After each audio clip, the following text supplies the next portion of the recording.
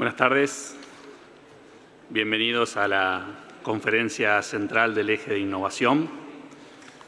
Tengo el placer de poder presentar a la profesora Julie Greenwood como vicedecana de iniciativas educativas.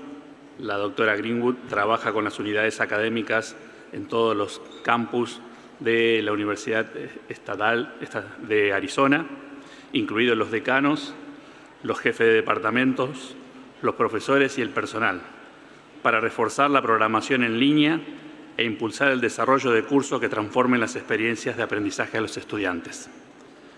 En esta función, la profesora supervisa el diseño de la enseñanza y los nuevos medios, la experiencia de aprendizaje y el éxito de los estudiantes, el aprendizaje adaptado y personalizado, la evaluación y el cumplimiento, y el laboratorio de edición EdPlus, que aprovecha el análisis de datos y la tecnología educativa para mejorar e igualar la obtención de títulos. Además, es el enlace de EdPlus con la Alianza de Innovación Universitaria y el Consorcio de Aprendizaje Personalizado de la APLU. La doctora Greenwood se doctoró en el programa de Neurociencia de la Universidad de Alabama en Birmingham y es profesora asociada de la Facultad de Ciencias Matemáticas y Naturales del New College de la Universidad Estatal de Arizona. Es un placer para mí poder presentar su conferencia, Escalar los modelos digitales de enseñanza y aprendizaje para aumentar el acceso a la educación superior. Camino al éxito a través de la innovación social. Profesora, le doy la palabra. Gracias. Buenas tardes. Good afternoon. I am thrilled to be here with you today and have enjoyed engaging and sharing with many of you. And I have already learned so much that I'm eager to take back to Arizona and share with my colleagues to help advance internationalization and digital education. So I want to start by thanking the U.S. Ministry, the U.S. Embassy in Argentina and the Argentine Ministry of Education, in particular Giselle Dubinsky, who has guided and supported me through the process and has been very patient in answering my hundreds of questions. And then, of course, I want to thank the organizers and the National University of Mar del Plata for hosting us in such a beautiful location. I learned, I think it was 2 nights ago, the most beautiful city in the world. And so once again, I will take that back and share that with my colleagues and friends and encourage them to come visit. So thank you. So if I could have my slides.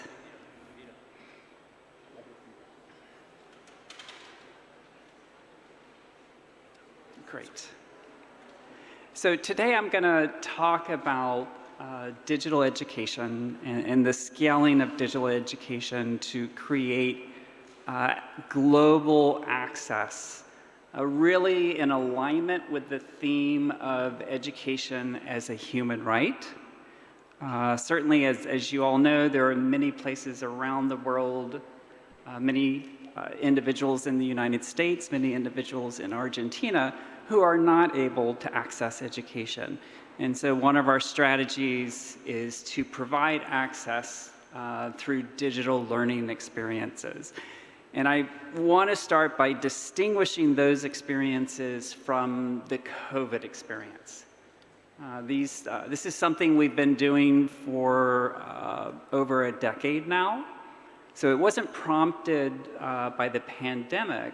It's something that we chose to do to increase access related to our charter, as I'll share in a minute. Here's our charter. But I do want to make sure the response to COVID is not what we would refer to as a high-quality digital learning experience. It was a response to the pandemic. And so it's two very different approaches to supporting learning and education. So I came to Arizona State after being a professor of biochemistry and biophysics at Oregon State for 19 years. And what drew me to Arizona State was this charter. And in particular, was the statement, and I don't know how well you're familiar with most US academic institutions, but most US academic institutions are very selective. That is not access. And so we are not selective, we take everyone. And so we want to be judged as an institution, not by whom we exclude, but by whom we include and how they succeed. And then furthermore, how that helps to support society and to eliminate social disparities. Okay, so that, I'm very committed to that mission. So the unit I work at, so at Arizona State, I am a professor of math and natural sciences, but I spend most of my work in an administrative unit called Ed Plus. And in essence, Ed Plus is about just over 500 employees, full-time employees, dedicated to creating access through digital education. And so this includes instructional design, includes new media creation, it includes technology, and it includes coaches that directly engage and support students around the world. So this is probably the most important point I'm going to make of the entire talk. And what you all know is that the global demand for higher education is going to increase from about the current 250 million to almost 600 million. Now, in order to meet that demand by building physical universities, we would have to build 4 universities that house 80,000 students every week for every year for 20 years. Okay, so that's the only way we would be able to meet the demand with our current approach and our current system. And so this is why we feel it is critical to take on different approaches.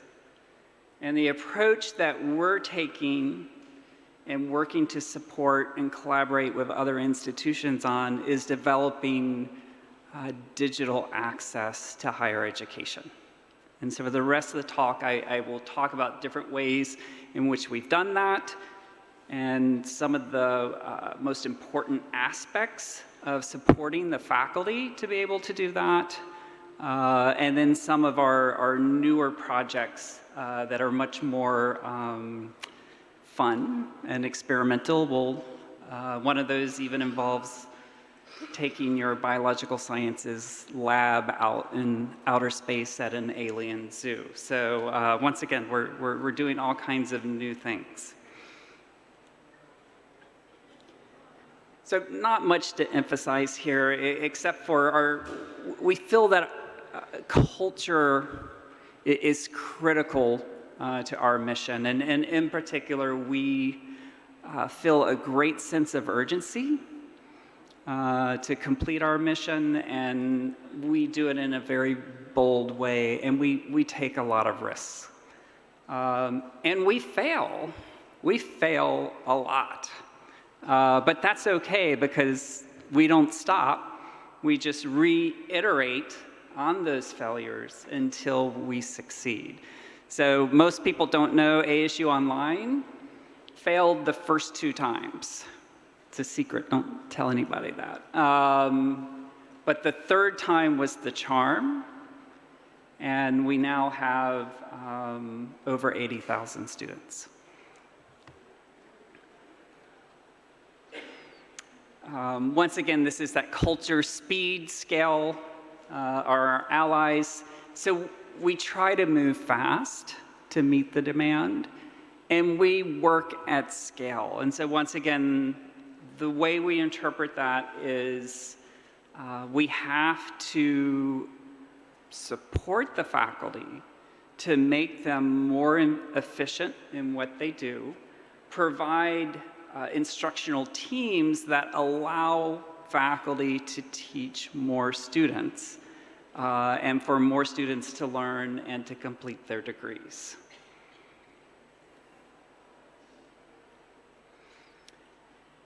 So Ed Plus has about 80,000 students from over 100 countries. And I had my team pull the data on Latin America and Argentina. And as you can see, we have some work to do. So I certainly hope we can find ways to partner so that we can benefit from each other as we move forward to solve some of the world's most challenging problems together.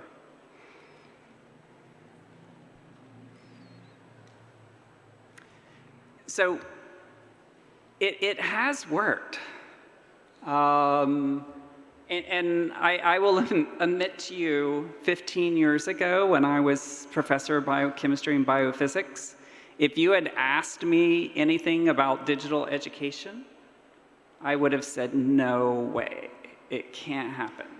I don't believe it. The only way my students can learn is from me teaching cell and molecular biology in the classroom because I'm fantastic and I tell good jokes and my students love me. I learned from my students that that wasn't true. I've had many valuable relationships from my students, and many of my most underserved, underrepresented students would explain to me why the campus-based education wasn't supporting them. And so that's when I learned we have to find different ways to support different populations of students. And that's our responsibility. That's a design opportunity. And I think that's one of the reasons I moved to Arizona State, is because Arizona State has a commitment to the design and different design approaches for access to higher education. As you can see here, our enrollments continue to grow, and our goal, the goal set by our president, we have a very ambitious president who drives our agenda, and the goal is to have 140,000 online students by 2027. And I bet you we will reach that goal before 2027, and then he will raise the goal. But that's Arizona State. We also have, our students are graduating. And so that's, I think, something that's really important. These students are leaving with an Arizona State degree. Okay, our online programs are the same faculty as our campus programs. It is the same curriculum, the same learning outcomes, and the same degree. Okay, it doesn't say on the degree online program or online course. It is all one university. And that's something that we've worked very hard to create and feel is very important for our students.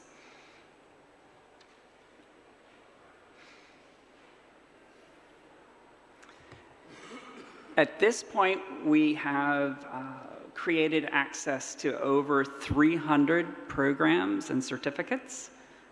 Probably about 60 of those are undergraduate, and 40 of those are master's level. And then we do have a few PhD as well as the law degrees that are available or through online. I think something that we're really proud of is some of our signature programs where everyone in the faculty told us, there's no way you can ever do this online. There's no way you can do a biological sciences or a biochemistry lab online, or an engineering, or how would you do art and digital photography? And so we're very fortunate to have some outstanding faculty who believe in the mission and took on that challenge and worked with us to figure out how do we do this. And I think probably one of the most beautiful outcomes of that is when they created the online programs, they learned so much about pedagogy, about instructional design, about learning experiences, that they then took all of the resources they created for online and they're now using them for their campus students. So we've now improved campus learning for the students who still want and can access campus education. We have 80,000 campus students on 4 physical campuses, and those continue to grow with very ambitious goals as well. So we don't believe in a one or the other.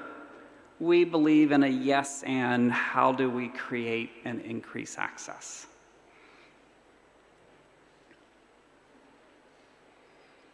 And we believe anyone can be successful. And we believe it is our responsibility to help the students be successful. Arizona State no longer turns away any students. If a student doesn't meet the traditional admissions requirements, we've created a new pathway for those students to learn and then enter into a degree program. Certainly, we're not perfect, and there are opportunities for us to improve around our success rates as well. And this is something that I enjoy coming to conferences and learning from other universities. What are other institutions doing to help support their students, to help support a more diverse population of students through a degree program, really to where they're contributing to society the way that that individual wants to contribute. And so hopefully we'll have more opportunities to exchange and share throughout the remainder of the conference. But here's one of our outstanding faculty. And so something that we learned, and I'll let you read her quote. Or actually, do I need to read? Okay, I will read the quote. The students develop relationships with each other and engage in critical exchange between and among each other as they develop their aesthetic, conceptual, and technical photography skills. And so this is part of our digital photography program. And the reason I included this slide and included the quote is that we often think that online students aren't interacting with each other. But we design our courses specifically to promote interactions between the students and between the students and the faculty. And this, let's go back 15 years when I'm teaching cell and molecular biology, and I have a class of over 200 students. Who's interacting in that class? Only the students in the front 2 rows that won a letter of reference to go to medical school. And so once again, none of those students were interacting. Students in online class, they don't have a choice. That is the only way they can demonstrate that they are present, okay, that they are learning. And we have an emphasis on formative assessments so that those students are engaged at a minimum on a weekly basis. Okay, so learning the content, constructing something that is assigned by the faculty member that demonstrates that they have learned the material that they were assigned. And so once again, this is what we're finding in many cases is that online can actually be better than our campus instruction, where, for example, and I'll use I'll talk about me. In my class, typically I went in, I gave a lecture, students took notes, and then they had to take 2 to 3 high-stakes exams. And that was the only way that they demonstrated their learning. And honestly, that put our underrepresented, underserved students at a significant disadvantage. And so once again, we've learned over time that that is not the most successful way for all students to learn and all students to be successful. And so digital education provides new opportunities and new ways that we can build upon. And as I'm sure many of you are familiar, there's a growing interest in hybrid and blended learning, which I do feel hybrid is probably the superior learning experience, although not all students can participate. And so once again, we don't want to deny someone access because they live in a very rural community, or they have to work full-time, or they're taking care of children or parents and they can't come to the university on a regular schedule. So the real focus is access. So how do we do this? Certainly, it's not something that happened overnight. When Ed Plus first started, it started with about 30 people, and a majority of those individuals were instructional designers. So our unit, ASU Online, is built on a foundation of high-quality instructional design. And these are designers that build close relationships with the faculty. And so the faculty, we want the subject matter experts. We are at an outstanding university. In the United States, it's called an R1 research institution. We want that cutting-edge expert informing the content that our students are learning. But is a cellular biochemist who's focused on getting grants and writing papers and identifying targets for cancer therapeutics the person who's best trained to design a course and teach? Not really.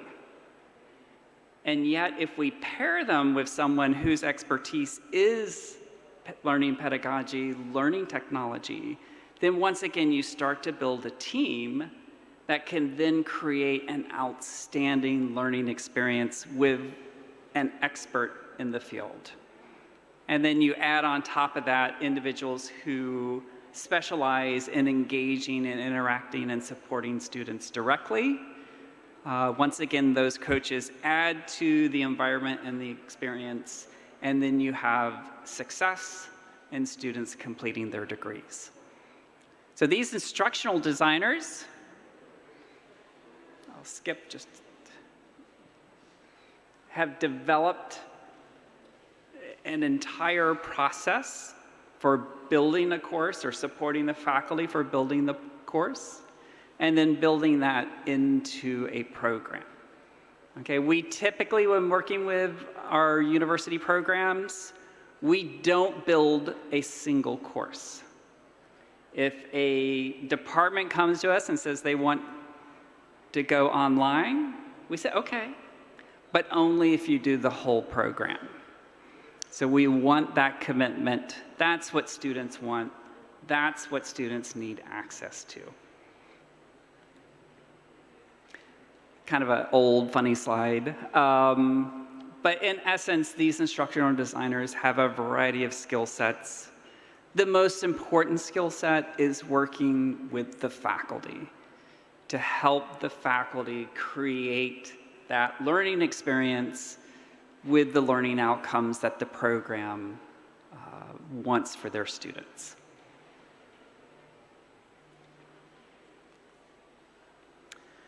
Certainly, we leverage technology. At this point, I think we probably have over 150 digital tools that we use and support the faculty in using those tools.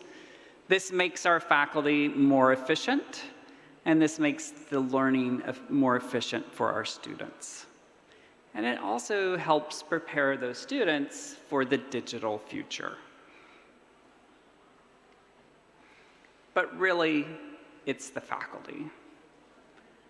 Here's one of our faculty members involved in leading the design of one of the initial programs that went into ASU Online.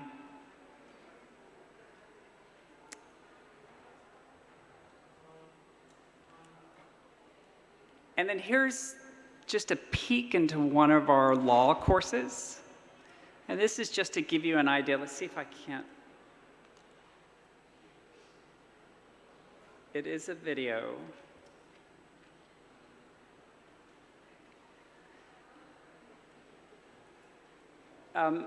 It's fine if it doesn't work, but this is just to give you a peek into the class, one of our law classes. And so the assignment is the student has to create an argument as they would any kind of a legal brief, and then they have to videotape themselves making that argument, and then they have to upload that videotape. And then all of the students in the class can see each other's work and can provide feedback, and then the instructor can provide feedback to the students. And then once again, they can redo the assignment, or they can move on to a more advanced assignment.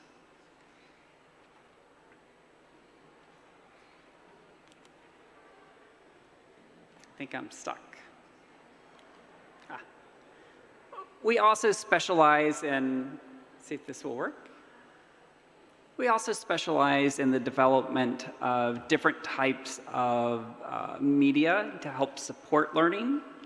This is something that we developed for the Mayo Clinic in Phoenix to help explain viral transmission. This is something that was done in the very early stages of COVID, and something that has been used. This was a very public-facing initiative.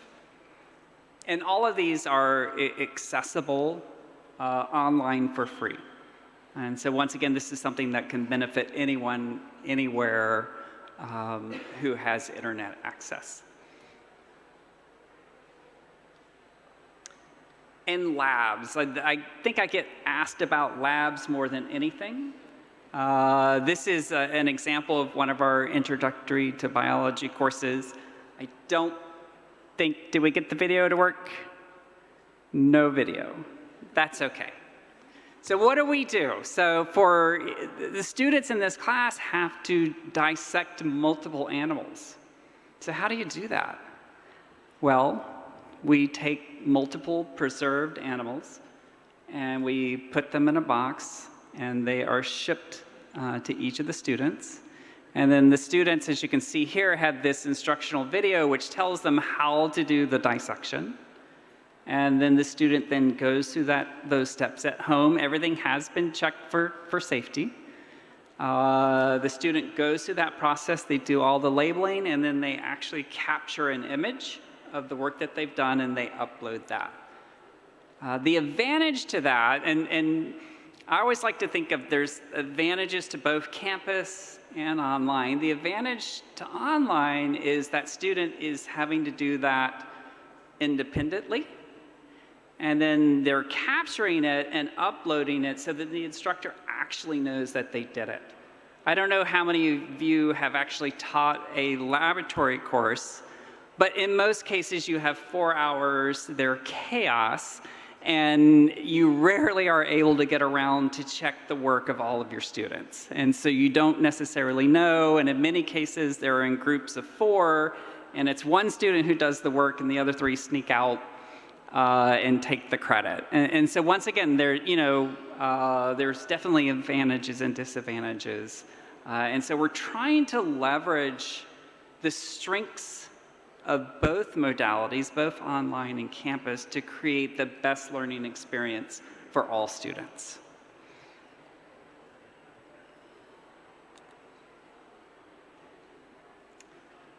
And so STEM is something that we're most proud of, and I will talk about my former institution, they still have yet to put many of the STEM degrees online. They just continue to resist. We continue to move forward. I think we're up to 79 now. And once again, part of what we're doing is saying it can be done. And one of the excuses at my former institution at Oregon State was we don't want to do it because students won't get accepted to medical school. Okay, we'll take that on.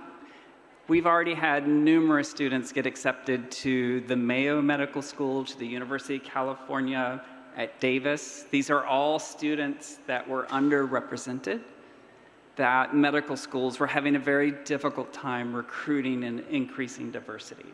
And so once again, we went to those medical schools and we said, no, this is ridiculous. If you're serious about your mission, you need to try this. And then had those conversations with each of those medical schools, and then those students were accepted, and they are now succeeding in those programs. And so once again, there's nothing that can't be done, it's just how do we do it? And so once again, now there are only 50% of the medical schools who hesitate to take online students, and we're knocking them off one at a time.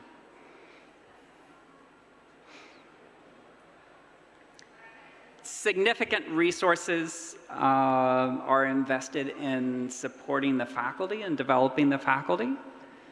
I don't know, how many faculty are in here? How many of you were trained how to teach? Yeah, I was never trained to teach. I just got thrown in the classroom. I think the chair of my department said, just don't screw it up, but make sure you get your grants and your research done. And that was the focus, and I think that's kind of the norm, at least in the US. So we have been investing significantly in resources to support faculty. Many of these resources are actually available online to anyone. So if you want to check them out, I'm happy to provide links that can be distributed. Some of them are quite good. Some of them were developed during the pandemic to help support other institutions. The master class, I did take that one myself when I first came to ASU Online. It's actually a beautiful experience because it puts the faculty member as a student in an online class where the content is pedagogy. And so once you're learning all of the most common tools, you're interacting with other faculty who are other students, so you're building relationships at the same time as you're learning how to teach online.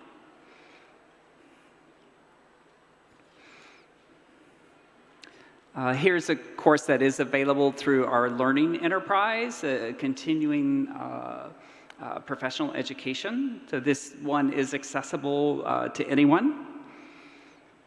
We also have a course that we developed during the pandemic that we put on edX that once again is available to anyone to help support that transition.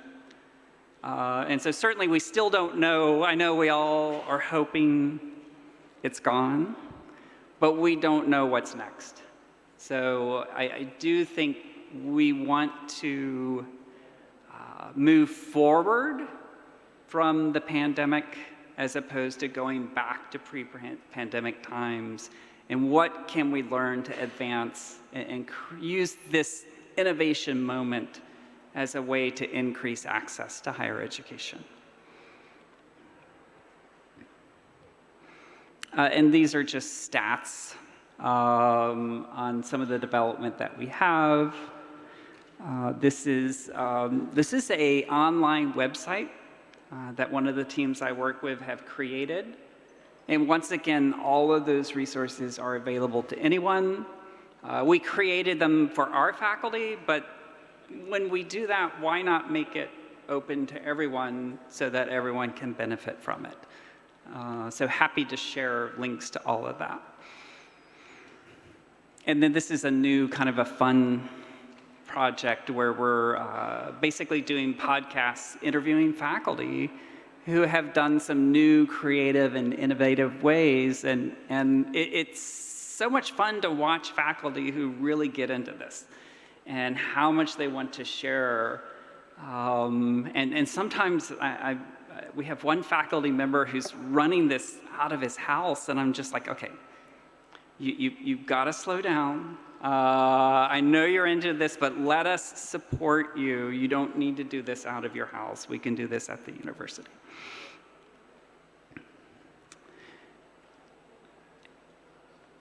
I can't even read that. Oh, data. So Ed Plus does have its own research lab. So we have a group of researchers who make sure that we are continuously monitoring the data and what's happening in our classes and understanding how we can do better. And so this next slide just shows some data. This is the first decade of ASU Online. So this data represents probably about 300,000 students in the sample. And I think what's really important and what I want to highlight is we compared the learning outcomes between campus and online. And what you can see is that full-time online students and full-time campus students have almost identical success and identical persistence. However, both part-time campus and part-time online students have a lower level of success. And so the primary differentiator that we're seeing is whether an individual is full-time or part-time. And it just so happens online is a majority part-time. And that's because we're reaching and providing access to populations that normally have not had access to education.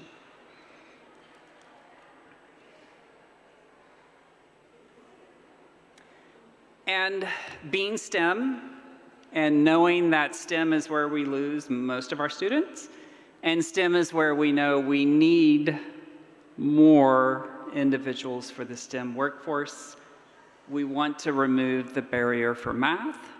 And so we created Operation Math probably about 3.5 years ago. And in essence, this is a way to not only support all students to be successful in math courses going from algebra through calculus and into their STEM disciplines, but an important focus of the initiative is to eliminate differentiated outcomes. We have differentiated outcomes in some cases as much as 30%. And so more specifically, we know that underrepresented women who are low socioeconomic status have a 30% lower pass rate than white men who are of a higher socioeconomic status. That's a gap we want to eliminate. We want a diverse workforce. We want a diverse and active STEM workforce. Diversity is innovation and creativity. A lot of our work is focused on adaptive courseware, and this is leveraging technology to provide just-in-time support to a student as they're moving through the math courses or biological sciences courses. One of my colleagues here from Cambridge University Press, an assessment, they are our new partner in the development of adaptive courseware using a platform called Cogbooks. And so we've been working with Cogbooks probably for about 6 years. We have developed, let me get to the spine. We have developed a biospine, we call it Biospine 1.0, but in essence, this is a biological sciences program where every course is an adaptive and personalized experience for each student.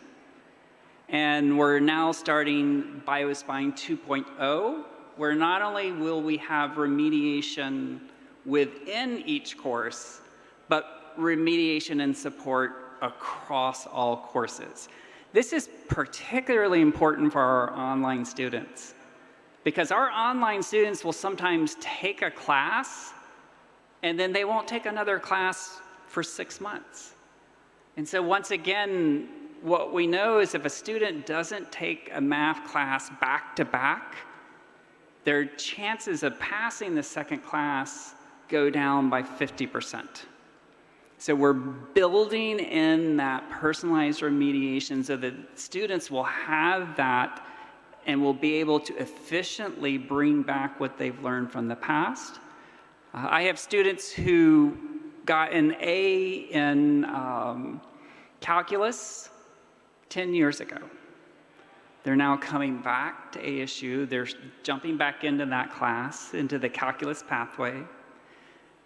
They said, I'm leaving the program because I'm spending over 35 hours a week just trying to self-remediate, just trying to remember what I had learned 10 years ago. And it's all changed.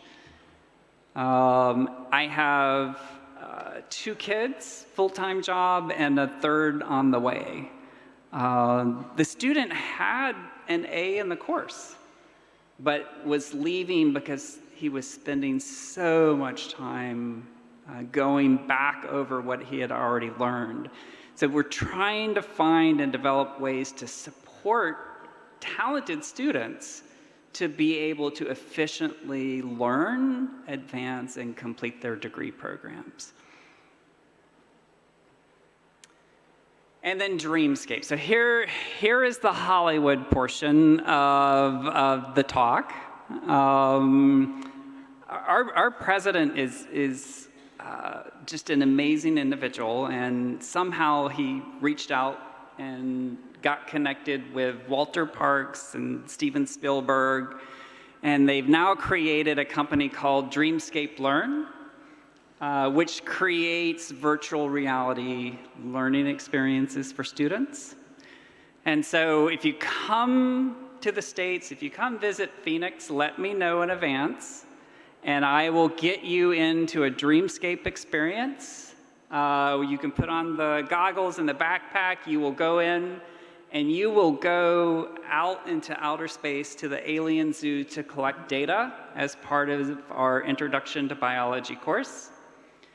And I don't want to spoil it for you, but what you're going to find is the cute little frog cat up in the corner is sick. And we don't know why. And it is up to you to come up with a hypothesis to figure out why the frog cat is sick, to test that hypothesis, and to come up with a solution so that the frog cat is no longer sick. All of it is designed in a way that what the students learn in the alien zoo is applicable to Earth as well. Although Arizona State is thinking about outer space education as well. But this is one of our, I think, more innovative things that we're doing. We do know initially in our first pilot, students did have about a 10% or a 10-point increase in pass rates for the laboratory. Students loved the experience. They were much more engaged. And so that's what we're going for, right? We want to stimulate engagement and excitement early on in their first year, which is where we lose most of our STEM majors. And we lose most of them because we hit them with the really boring, mundane, repetitive mathematics. And so once again, we're trying to counter that with some more interesting and exciting approaches. The students do come back down to Earth. When they come back down to Earth, they then do go into a regular laboratory where they do work together as a team with the faculty and the TAs to create the hypothesis, to understand the concepts of a food web, to test that hypothesis, and to come up with mechanisms to help support the frog cat. And the frog cat is pretty cute, right? So it helps to build, in the video, the experience are even cuter. So it helps to build some empathy with the students. So everything we do, we try to do supporting the faculty in a way that is going to create a supportive learning experience for our students. And one of our commitments to the students is to support each student with what we call a success coach. So this is their one person. Every student who comes into ASU Online gets assigned their own success coach, and that coach is responsible for connecting with that student. And it's conversations like, okay, hey, how you doing? Talk to me about how you're gonna be successful in this program. Okay, so you work full-time. Okay, so when are you gonna study? Oh, wait, you work full-time and you have 3 children and you're a single mother. And you're taking, what? Calculus? And you're taking Introduction to Biology? Okay, let's plan this out. Okay, your kids are in bed by 9. Can you get them in bed by 8? They don't have to be asleep. Just get them in their rooms, right? Can you isolate every night from 8 to 10 p.m. to work on your homework? So once again, it's having these conversations, it's having coaches who know and understand the experience. Many of our coaches are students themselves or former students. Understanding each of the courses where students are getting tripped up. We know that there's about 35 courses where we lose most of our students. It's those same courses we all are struggling to get our students through. But this is that support person. This is the person who you call when you're in Florida and there was a hurricane and you don't have power and your house is flooded and you can't get your homework done and you're panicking. Okay, this is the person who says, they pull up a dashboard. Let's see if we have the dashboard here. I thought I had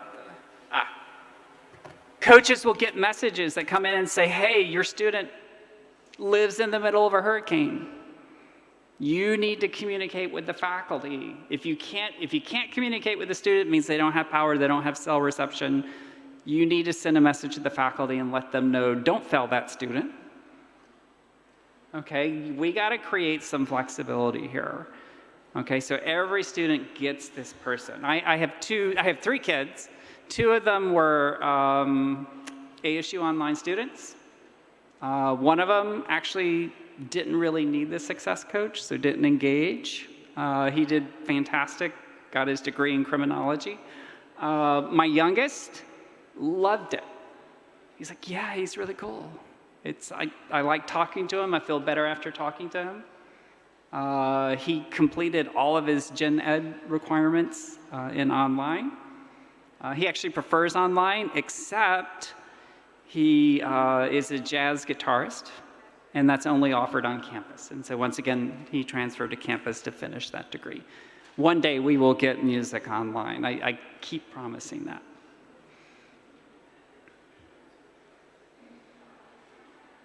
I'm gonna tell one more story and then stop because I know I'm almost out of time. I know corporate partnerships are controversial. I certainly had very mixed feelings myself 15 years ago. But one partnership that I have grown to appreciate is with Starbucks. And all of the Starbucks employees get a free ASU Online education. And so we now have, I think it's over 25,000 students enrolled, and that number keeps growing. We have over 20,000 Starbucks partners who've graduated. So these are all individuals that would not have had access to education without this partnership. I know there's different feelings about Starbucks, and I certainly do understand that, but I get to see this side of them and hear these students. I teach an intro course, and you know, I always have a handful of Starbucks students. And they are so appreciative. They all come to campus when they graduate and they share their stories. And so it's a partnership that I'm proud of. It brings in diverse students. And so once again, another way of gaining access.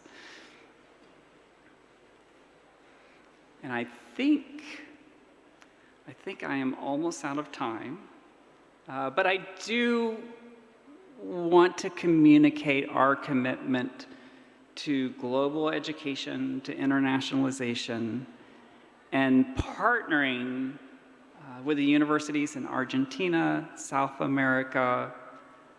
We have numerous partnerships in Northern Africa that we've developed so far. And once again, we want to continue to expand and grow those. And I'll just flip through these. I don't know if they're going to, hopefully they'll make the slides available and you can read through these. But certainly this is an area of growth for us. I think we have partnerships and programs now with over 45 countries, universities in 45 different countries, and that continues to grow. Certainly we're partnering with, our partner is SynLearn or Sintana, who's helping us to build and grow and increase those partnerships. And then finally, we do have a University Design Institute at ASU. And so once again, I welcome anyone to come to ASU and just share about the design of universities and how we can benefit and learn from each other to create stronger institutions and to create increased access and learning at a global scale. So thank you. And are there any questions? Thank you very much.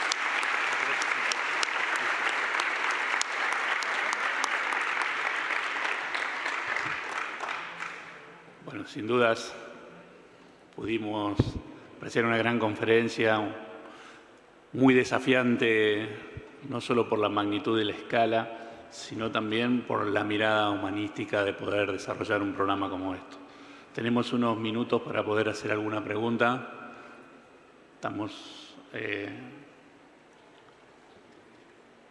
Hay micrófonos si hay alguien que quiere hacer alguna pregunta. La verdad que quedamos todos sorprendidos con este programa y bueno, seguramente aquí. No, vamos a tener un micrófono porque no escuchamos.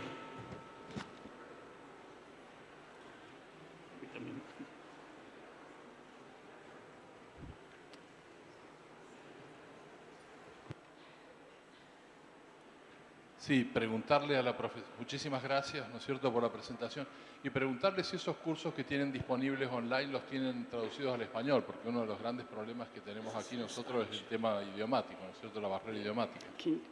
Can you... Translation Spanish, the curiosities. Could someone repeat the question? The question is, if you, all these courses you show us, that you have online on the platform, if you have translated to Spanish or in English, because one of the biggest problem here is the idiomatic barrier we have here in Argentina with that person don't speak English at all. Very important. This is something we're very well aware of. We've been working in China, where we have now actually created 4 online master's programs in Mandarin. There was a significant need in China for those educational opportunities, and so when we were presented with that opportunity, we went out and found a way to create Mandarin-speaking programs and even hired faculty who were native Mandarin speakers to help teach those courses and support the students in their native language. In terms of other languages and scaling at a faster rate, we do have a partner who has developed dubbing technology that is of a very high quality. I don't know if you watch Netflix or not, but I watch a lot of foreign films and Netflix, and it's a similar technology. And it's actually quite good, and that technology is advancing. It is now AI-based and getting better and better. And so I do think we, certainly we're a Hispanic serving institution at ASU, so we want to make all of our courses available in Spanish for our students. And then once again, we would make that available to anyone. But we don't want to just stop with Spanish and Mandarin. We want to be able to do that to create access to everyone and give options. There could be students who want to learn English, and so they could choose English, and then others may choose different languages. And so that won't happen overnight, but we are working in that direction, and we know how important it is. We also are looking for partners. I've started recruiting a little bit on this trip because I think having Carolina teach one of our courses could actually be really good for our students. And so, you know, I think partnering with Education USA, US Embassy, creating these partnerships to find ways in which we can provide that kind of access. So absolutely. Yes. Do I? Okay. Okay. Un segundo que tenga el micrófono. It's not. Oh.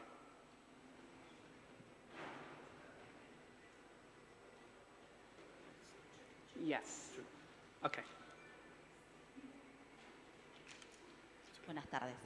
Yo quisiera consultarle sobre el equipo de coaches, de tutores, el equipo que acompaña a los estudiantes. Si ese equipo, si hay un tutor o un coach por cada estudiante durante todo el programa y es el mismo coach durante todo el programa, o cada coach es disciplinar por materia. Es decir, si se va modificando, si va cambiando el coach de cada estudiante de acuerdo a la disciplina, o es un coach de programa durante toda la carrera. Great question. So this was about the success coaches. So the way that system works is each coach has a caseload of students. And so when the student comes in, they're assigned to one coach, and they stay with that coach throughout their entire degree program. Now, sometimes it takes years, and some coaches leave and we replace them, but we try to maintain as much consistency as possible. These coaches are not academic coaches.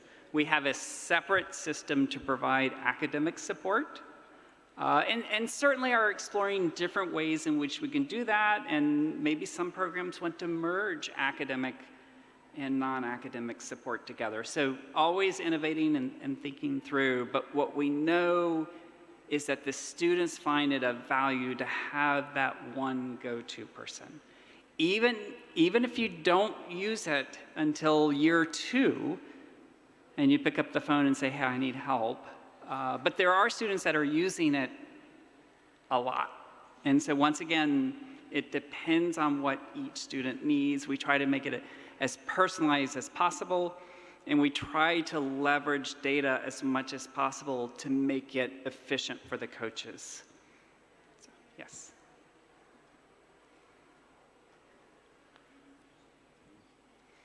I think there's someone.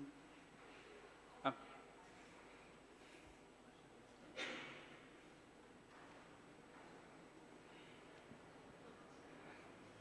En la tercera fila.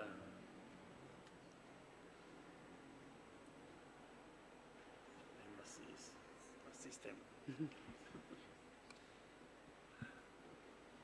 Okay, thank you for your presentation.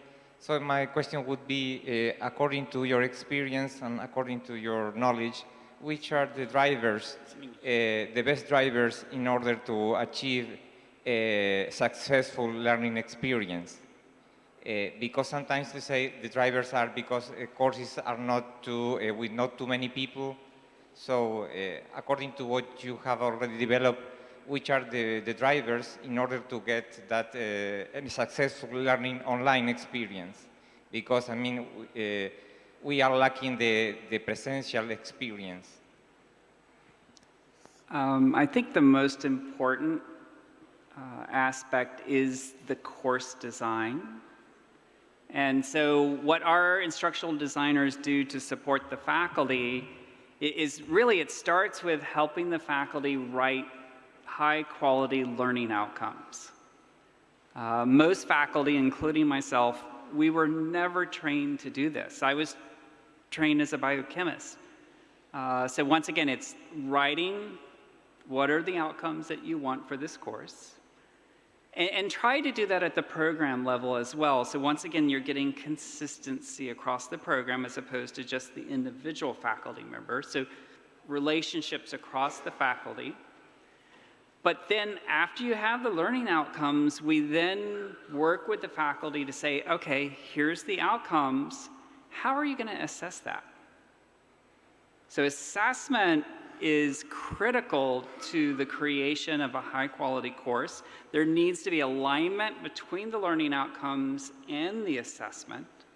After those two have been decided, then we work with the faculty on, okay, what is the content that will help the students achieve these accessible learning outcomes?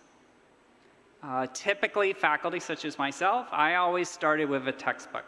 I go pick out the textbook, and then I sign a whole bunch of reading without ever thinking about what do I want my students to learn. And often what happens is, I mean, doesn't every student need to learn all 1,000 cell signaling proteins and the genes that are expressed as a result of those proteins? I mean, doesn't everyone want to learn that and need to learn that just to get through life? But no, that's not a good course. But that's where I started because I was in love with my own discipline and I wanted to share my discipline. But that's not what was good for the students. And over time, I have learned higher quality instructional design. But even I lean on my team of instructional designers and learning technologists. But that is where it starts. And then certainly creating high quality content. Content that is focused and that you're not just uploading videos from the classroom. We are creating that content for this specific learning experience. We're creating the assessments for that specific learning process.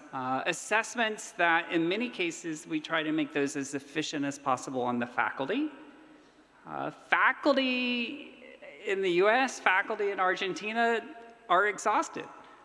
And so a big part of our mission is supporting the faculty to make them more efficient. And then it's training the faculty on facilitation. And honestly, this is the hardest. Some faculty love it. And actually now after COVID, teaching online is the preference of our faculty. But that wasn't always the case. So it was training, providing support for the faculty on how do you engage your students online. So you don't get to see them in the classroom, but that doesn't mean you don't connect with them. So it's changing that mindset so they are sending out messages so that they're looking at the learning analytics and they can see, okay, Julie's not doing so good. Julie hasn't done any of her homework. I'm going to reach out, talk to Julie. I'm going to send a message to her success coach. Let's see if something's going on and that she needs help in order to be successful. But I think those basic components are what's most important. And then we continually experiment and innovate in the areas of alien zoos and adaptive courseware. But I would say 4,500 of our courses rely on that basic core principles. It's the 35 gateway courses where we're having to create new innovations to help support success of all of our students. Thank you, great question. Perdón, pero vamos a tener que cortar. Pido disculpas, pero ya estamos en hora, nos están haciendo seña. Seguramente, tanto sea a través de la profesora como de la asistencia de la Embajada de Estados Unidos, vamos a poder seguir dándoles información, cualquier pregunta también, como decía la profesora Greenwood, para asociarse al programa. Así que agradecemos, profesora, felicitarla por el programa. Congratulations. Y un aplauso, por favor, para ti. Gracias.